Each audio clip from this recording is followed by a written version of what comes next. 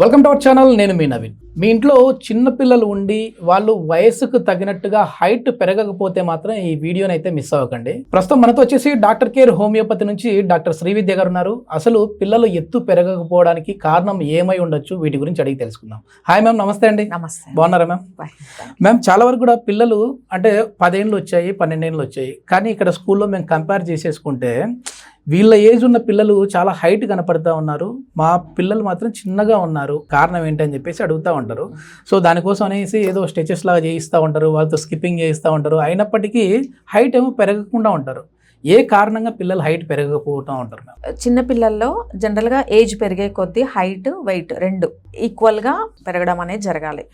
కొంతమందిలో గ్రోత్ ఆగిపోతుంది, వాళ్ళలో ఉండే గ్రోత్ హార్మోన్ కానీ, ఎస్పెషల్లీ మేజర్గా నెగ్లెక్ట్ చేసేది ఏంటంటే హైపోథైరాయిడ్ ఉన్న పిల్లలు వెయిట్ పెరగరు. పెద్దవాళ్ళైతే సిమ్టమ్స్ చెప్తారు, లక్షణాలు చెప్తారు, ఇమ్మీడియట్గా థైరాయిడ్ ప్రొఫైల్తో మనం డిసీజ్ డయాగ్నోస్ చేయొచ్చు. చిన్న పిల్లలు అంటే 4 years 5 years వాళ్ళకి ఎక్స్ప్లెయిన్ చేయడం రాదు. సో అట్లాంటి పిల్లల్లో హైపోథైరాయిడ్ ఎలా గుర్తించాలంటే 2 major symptoms. First thing is the height ఆగిపోతుంది, స్టంటెడ్ గ్రోత్ అంటారు. అండ్ సెకండ్ థింగ్ వచ్చేసి కాన్స్టిపేషన్. జనరల్గా వెళ్ళాల్సిన డైలీ బవెల్ మూమెంట్ కూడా వాళ్ళలో ఉండదు. ఆబ్స్టినేట్ కాన్స్టిపేషన్ కూడా one of the most important symptom hypothyroid లో. ఇవి రెండు ఉన్నప్పుడు ఖచ్చితంగా ఒకసారి పిల్లల్లో థైరాయిడ్ చెకప్ చేసుకోవాల్సిన అవసరం ఉంటుంది. ఓకే, అసలు అంటే పిల్లలకి ఏ కారణంగా వస్తుంటుంది ఇది? అంటే ఏమైనా ప్రెగ్నెన్సీలో మదర్కి థైరాయిడ్ ఉంటే వాళ్ళకి కూడా అటాక్ అయ్యే విధంగా ఉంటుందా? వాళ్ళకి ఏ కారణంగా వస్తుంది? జనరల్గా క్రానిక్ డిసీజెస్ అన్నీ కూడా జెనెటికల్గా వచ్చే అవకాశం, అంటే మదర్కి కానీ ఫాదర్కి ప్రీవియస్గా లేకపోయినా ఓన్లీ ప్రెగ్నెన్సీలో వచ్చినా కూడా పిల్లల్లో కొంతవరకు వచ్చే అవకాశం ఉంటుంది. అండ్ ఇంకా కొన్ని ఏరియాలో అయోడిన్ డెఫిషియన్సీ ఉంటుంది, వాళ్ళలో ఎండమిక్గా అంటే ఆ ప్రాంతంలో ఉండే వాళ్ళలో థైరాయిడ్ వచ్చే అవకాశం ఉంటుంది. సో దాన్ని ఎండమిక్ థైరాయిడ్ అంటారు. సో అయోడిన్ డెఫిషియన్సీ వాళ్ళలో ఈ కాజ్ కనుక మనం బ్యాలెన్స్ చేస్తే మళ్ళీ బయటపడే అవకాశం, రివర్స్ చేయొచ్చు థైరాయిడ్. అంటే మళ్ళీ వాళ్ళను హైట్ పెరిగే విధంగా ప్లస్ థైరాయిడ్ ని కొంచెం తగ్గించే విధంగా ఉంటుందా? థైరాయిడ్ నార్మల్ కి తీసుకురావచ్చు. హైయెస్ట్ అంటే మీరు చూసిన పేషెంట్స్ ఎంత థైరాయిడ్ నుంచి ఎంతవరకు తీసుకొచ్చారు? T3 T4 TSH అన్ని చూసుకున్నట్లయితే మేజర్గా TSH అక్కడ మనము పాయింట్అవుట్ చేసి చూస్తాము. బిట్వీన్ 0.5 నుంచి 5.5 ఉండాలి. సో ఎక్సెస్గా 6 above ఉంటే వాళ్ళలో హైపోథైరాయిడ్ ఉన్నట్టుగా క్లినికల్గా చెప్తాం. బట్ మా దగ్గరికి 16, 18, 20 అనేది కామన్. సో సప్లిమెంట్స్ థైరోనామ్ తీసుకోవడం జరుగుతుంది. బట్ చిన్న పిల్లలు సిమ్టమ్స్ ఎక్స్ప్రెస్ చెయ్యరు, పేరెంట్స్ కూడా నెగ్లెక్ట్ చేస్తారు. వీళ్ళకి థైరాయిడ్ ఉండదు, వీళ్ళలో ఎందుకు ఉంటుంది అనేది చాలా కామన్గా నెగ్లెక్ట్ చేస్తారు. బట్ వాళ్ళలో చాలా లేట్గా ఐడెంటిఫై చేస్తారు కాబట్టి ఎబో 100 గ్రేటర్ దెన్ 100 కూడా ఒక్కొక్కసారి డిటెక్ట్ అయ్యే అవకాశం ఉంటుంది. సో చాలా ఎక్స్ట్రీమ్ ఉన్నప్పుడే ఇలా గ్రోత్ అనేది ఎఫెక్ట్ అవుతుంది. అంటే వాళ్ళు మెంటల్లీ చాలా స్లోగా ఉంటారు, లెర్నింగ్ ఫాస్ట్గా ఉండదు, మైండ్ కూడా డల్గా ఉంటారు, అలర్ట్గా ఉండరు, మెమొరీ ఎఫెక్ట్ అవుతుంది. అట్ ద సేమ్ టైం ఫిజికల్గా కూడా బాడీ అనేది స్టంట్ గ్రోత్ అవ్వకుండా ఉంటుంది.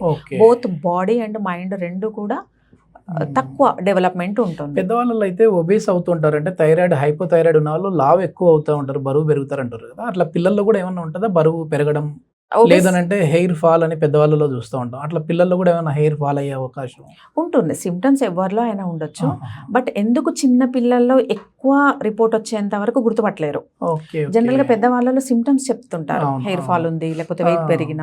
ఫీమేల్స్ అయితే హార్మోన్ డిస్టర్బెన్సెస్ కానీ చెప్తారు కాబట్టి ఇమ్మీడియట్గా డయాగ్నోస్ చేస్తారు. మోస్ట్లీ 16 or 20లోనే ఐడెంటిఫై చేయొచ్చు. ఇప్పుడు పిల్లల్లో చెప్పలేరు. సో పెద్ద పేరెంట్స్ కూడా ఉంటుంది అని ఎవరు ఎక్స్పెక్ట్ చేయం. మీ లైవ్ ఎక్స్పీరియన్స్ చెప్పాలంటే మీకు హ్యాపీగా అనిపించి అరే ఈ పిల్లలకి మా వల్ల ఇంత ఉంది, నేను ఇంతవరకు తీసుకొచ్చాము అని మళ్ళీ రివర్స్ చేసిన సందర్భాలు ఎంత చెప్పారు? డెఫినెట్గా ఒక కిడ్ అమ్మాయి ఫ్యూ ఇయర్స్ బ్యాక్ వాళ్ళ ఫాదర్ తీసుకొని వచ్చారు.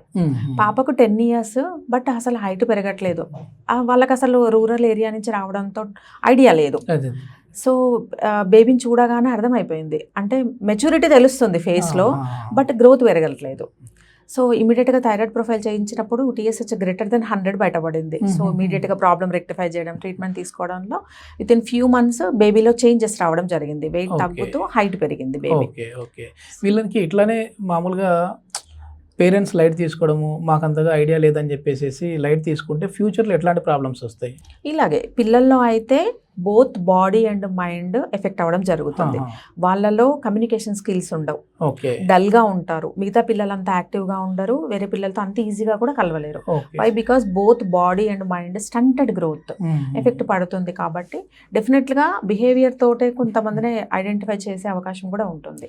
ఓకే, ఏమైనా ఈ పీరియడ్ సైకిల్ మీద కూడా కొంచెం మెచ్యూర్ అయిన తర్వాత ఇట్లాంటి ఇంపాక్ట్ ఉంటుందా మ్యామ్? డెఫినెట్ గా థైరాయిడ్ అనేది బేసిక్ హార్మోన్. మన బాడీలో each and every cell from head to toe, every cell mature అవ్వాలన్నా, హెల్దీగా ఉండాలన్నా థైరాయిడ్ అనేది basic hormone. Every system, skin దగ్గర నుంచి బోన్స్, జాయింట్స్ దగ్గర నుంచి, at the same time reproductive system, both men and women, అందరిలో థైరాయిడ్ హార్మోన్ అనేది అవసరం. ఎప్పుడైతే ఎఫెక్ట్ అవుతుంది, either hypothyroid, under activity of the thyroid కావచ్చు, హైపర్ థైరాయిడ్, దేంట్లో అయినా కూడా రిప్రొడక్టివ్ సిస్టమ్ అంటే ఇన్ఫర్టిలిటీ కూడా ఫేస్ చేసే అవకాశం ఉంటుంది. అందుకనే ఏదైనా ప్రెగ్నెన్సీ టైంలో థైరాయిడ్ అటాక్ అయితే వాళ్ళకి థైరాక్సిన్ హార్మోన్ టాబ్లెట్స్ లాంటివి ఇస్తూ ఉంటారు, సప్లిమెంట్స్ లాగా ఇస్తూ ఉంటారు.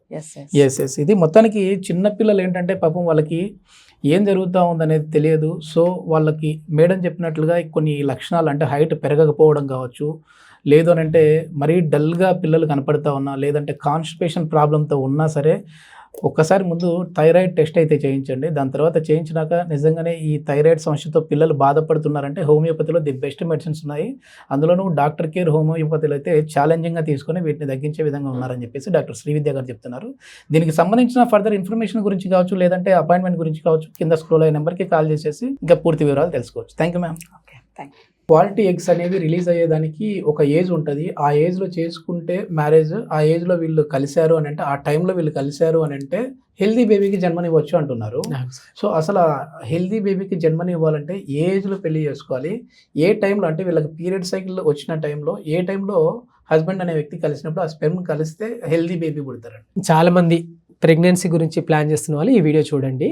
సో ఏంటంటే మ్యారేజ్ అయిపోయింది అంటే ఏ ఏజ్ గ్రూప్లో ఫస్ట్ మ్యారేజ్ చేసుకోవాలనేది చూసుకోవాలి. ఫస్ట్ ఏంటంటే 25 to 30 ఏజ్ గ్రూప్ అనేది ఐడియల్గా మనం మ్యారేజ్ చేసుకోవడానికి మంచి ఏజ్ గ్రూప్ అని చెప్పొచ్చు అనమాట. సో ఈ ఏజ్ గ్రూప్లో ఏంటంటే ఓవులేషన్ రిలేటెడ్ ఇష్యూస్ రావు, ఎండోమెట్రియాసిస్ రిలేటెడ్ ఇష్యూస్ రావు. వెరీ రేర్గా వచ్చినా కానీ వెరీ రేర్గా చాలా తక్కువ మంది లోపల ఇబ్బందులు వస్తుంటాయి. సో 30 తర్వాత ప్రెగ్నెన్సీ కోసం ప్లాన్ చేసే వాళ్ళ లోపల 30 to 33 లోపలనే మనం ప్రెగ్నెన్సీ ప్లాన్ చేసుకుంటే హెల్దీ బేబీ రావడానికి అవకాశం ఉంటుంది అనమాట. ఆఫ్టర్ 35 years తర్వాత ప్రెగ్నెన్సీకి ప్లాన్ చేస్తామనంటే అది హై రిస్క్ ప్రెగ్నెన్సీ కిందికి వెళ్ళడానికి అవకాశం ఉంటుంది. కొంత లోపల ప్రెగ్నెన్సీ వచ్చినా కానీ డ్యూరింగ్ ప్రెగ్నెన్సీ టైం లోపల మళ్ళీ hyper tension, diabetes, gestational diabetes ఇలాంటివి రావడానికి కూడా ఏజ్ ఫ్యాక్టర్ మెయిన్ ఇంపార్టెంట్ అనమాట. సో ఎర్లీ ఏజ్ లోపల మ్యారేజ్ చేసుకొని ఎర్లీగా ప్రెగ్నెన్సీకి ప్లాన్ చేస్తే ఇలాంటి కాంప్లికేషన్స్ అనేది రావు అనమాట. అండ్ నెక్స్ట్ పోతే ఏంటి అంటే మగవాళ్ళ లోపల కూడా పెళ్ళి అయిపోయింది, ఇప్పుడే కదా పెళ్ళి అయిపోయింది, ఇప్పుడే పిల్లలు ఏంటి అని చెప్పేసి చాలామంది అవాయిడ్ చేసే వాళ్ళు కూడా చూస్తుంటారు.